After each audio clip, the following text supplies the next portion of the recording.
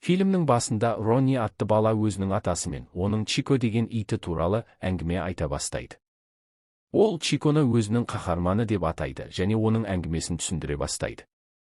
Біз Жапониядан Америка құрама штаттарына әкелінген күшікті көреміз, бірақ тасымалдау кезінде қағаз жыртылып кетеді. Ол Мадридтегі темір жол станциясында қалады. Сол жерде Роннидің атасы оны табады. Музыка мұғалімі біреу оны жоғалтқан деп ойлайды және жақында біреу келіп алады деп, оны темір жол станциясының қызметкеріне тапсырмақ болады, бірақ ол күшікті ұстаудан бас тартады. Сондықтан ол күшікті үйіне әкеліп, үй жануарларын ұстауға қарсы болған әйелі Кейттен жасырады. Бірақ әйелі оны көп ұзамай табады. Ол олардың бөлмесіне жақындағанда Кейт Паркермен күшік әкелгені үшін ұрсысады, бірақ ол таңертең қайтарамын деп уәде береді, өйткені әйелі оны үйде ұстаудан бас тартады. Сондықтан ол күшікті қораға апарып, түнге орналастырады да үйге қайтады. Келесі күні таңертең қызы, Инди, онымен ойнайды, және анасынан ұстауды сұрайды, бірақ анасы келіспейді, және оны уақытша қонақ деп, иесі табылғанда қайтарамыз дейді. Келесі күні таңертең Паркер оны жануарларды бақылау орталығына апарады, және ұстауды сұрайды, бірақ олар басқа итке орын жоқ деп бас тартады. Басқа шешімдерді сынап көргеннен кейін оны станцияға қайта апарады, бірақ ешкім келмегенін біледі, сондықтан оны үйге қайта келеді. Үй жануарлары пойызға рұқсат етілмесе де, Паркер оны жасырын әкеліп, музыка сабағына апарады, сол жерде әріптестері мен оқушыларына таныстырады. Содан кейін оны жапон досы Кенға апарады. Ол күшіктің есімін Чико деп айтады, және оның өте ерекше тұқым Акита деп түсіндіреді. Паркер оны ұстағын келе ме деп сұрайды, бірақ Кен бас тартады, және Чиконың өзімен қалғысы келетінін айтады. Ешкім Чиконы ұстағысы келмегендіктен Паркер оны үйге қайта келеді, бірақ Кейт онымен тағы ұрсысады, және оны қораға қайта апаруға мәжбүрлейді. Бірақ түнде жаңбыр жауа бастайды, ал Чико қораның саңлауынан оның жатын бөлмесінің терезесіне қарап тұрады. Ол ауа райынан қорқады, бірақ Паркер жақындап оны үйге әкеледі. Оны жәшікке салып, бөлмесіне қайтаруды ойлайды, бірақ бейсбол матчын көруді шешеді, өйткені Чико оны жібермейді. Келесі күні таңертең Паркер оны допты қайтаруға үйрете бастайды, бірақ Чикоға мүлдем қызық емес сияқты. Көп ұзамай Инди де оларға қосылып, бірге ойнай бастайды. Отбасының Чикомен бақытты екенін көргеннен кейін Кейт те оны ұстауды шешеді. Чико олармен тұра бастайды және біртіндеп отбасының мүшесіне айналады. Бір күні Паркер жұмысқа бара жатқанда Чико қоршаудың астын қазып, оны станцияға дейін ертіп барады. Паркер оны көріп қайтуын сұрайды, бірақ Чико тыңдамайды, сондықтан Паркер оны үйге қайта келеді. Үйге қайтып келгеннен кейін Паркер оның құпия өткелін жауып, оны қалдырып, келесі пойызбен жұмысқа кетеді. Чико бақшада жатып Кейттің оны үйге қабылдағанын және оған барған сайын жақындағанын бақылайды. Кешке Чико пойыздың ысқырығын естіп қайта станцияға жүгіреді, сол жерде Паркердің қайтуын күтеді. Паркер оны көріп құшағына жүгіріп келгеніне таң қалады. Ол хот-дог сатушыдан Чиконың таңертеңнен күтіп тұрғанын сұрайды, бірақ ол жаңа келгенін және қалайша оның қайту уақытын білгеніне таң қалады. Бірнеше күннен кейін Инди өзінің жігіті Майклды отбасымен таныстыруға әкеледі, сол жерде Паркер Чиконы да таныстырады. Майкл онымен ойнамақ болады, бірақ Паркер оның басқа иттер сияқты допты қайтармайтынын айтады. Паркер Кенмен қайта кездесіп, Чико туралы сөйлеседі. Кен оның ерекше ит екенін және біреуді қуанту немесе сыйлық алу үшін әдеттегі ит әрекеттерін жасамайтынын айтады. Ол Паркерге Чико допты қайтарса, ол өте ерекше себеппен болады дейді. Паркер мен Чиконың арасында ерекше байланыс пайда болады және олар көп уақытты бірге өткізеді. Олар бірге темір жол станциясына барады. Сол жерде Паркер пойызға мініп, Чико үйге қайтады, бірақ кешке қайтып, сағат 17-де оны күтеді.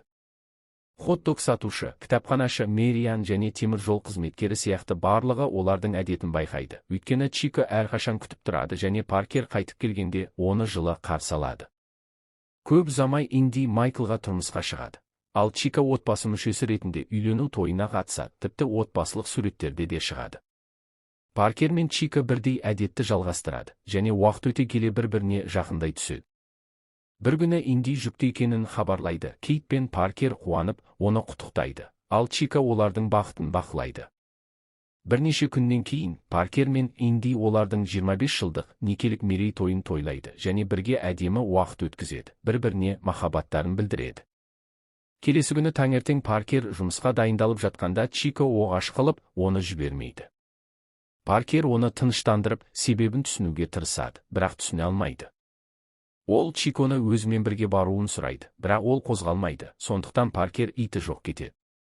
Ол кетіп бара жатқанда Чико қорасынан допты табады және оны станцияға алып жүгіреді. Сол жерде Паркер күтіп тұрады. Ол доппен станцияға келеді, ал Паркер бұрын допты алмағанына таң қалады. Екеуі ойнай бастайды және Паркер өзінің қуанышын қызметкермен бөліседі, ол да құттықтайды. Кофе алып кетпек болғанда Чико үріп, оны тоқтатпақ болады және қайта құшағына жүгіреді. Паркер кіріп, Чико сол жерде отырып, пойыздың станциядан шығып бара жатқанын бақылайды. Сол күні Паркер сабақта өлімге әкелетін инсульт алады және қайтыс болады. Чико станцияда күтеді, өйткені ол уақытында қайтып келмейді, барлығы кетеді. Ал Чико сағат 21:30-ға дейін күтеді. Содан кейін Майкл келіп, оны үйге әкеледі. Сол жерде Чико отбасының жоғалтуы үшін жылап жатқанын көреді. Инди жақындап онымен сөйлесуге тырысады, бірақ ол жауап бермейді, өйткені оған Паркер жетіспейді. Отбасы жерлеу рәсіміне барады, ал Чико станцияға қайтып, кешке дейін күтеді. Қызметкер оны көріп, енді күтудің қажеті жоқ, Паркер қайтып келмейді дейді, бірақ оның шешімін көріп, кит жерлеуден кейін заттарын жинап, үйден кетеді. Ал Инди мен Майкл кішкентай Роннимен бірге Чиконы киттің үйіне әкеледі. Ронни онымен ойнамақ болады, бірақ ол еш нәрсеге қызықпайды және үйден қашып кетеді. Ол темір жолымен Бедридж станциясына дейін жүріп, әдеттегі орында күтеді. Ол тіпті түнді жолда өткізеді, Паркердің қайтып келуіне үміттенеді. Ол ескі үйге қайтады, бірақ жаңа иелерін көріп қашып кетеді. Сондықтан ол станцияға қайтып, хот-дог сатушы оған тамақ береді. Көп ұзамай Инди мен Майкл оны іздеп келіп, станциядағы барлығына алғыс айтып қайта келеді. Инди оның ауыртпалығын сезіп, әкесі маған да жетіспейді дейді. Ол қайтып келгісі келетінін түсініп, оны босатады және ол қолын жалап, қайта станцияға жүгіреді. Ол осы жерді өзінің жаңа үйі етеді және күн сайын Паркердің қайтуын күтеді, ал станция қызметкерлері оған тамақ беріп күтеді. Бір күні журналист келіп, Чико туралы сұрайды, ол танымал болып кеткен. Қызметкер оның әңгімесін айтады. Журналист оны газетке жариялайды. Әңгімені оқығаннан кейін адамдар оған хаттар мен ақша жібере бастайды.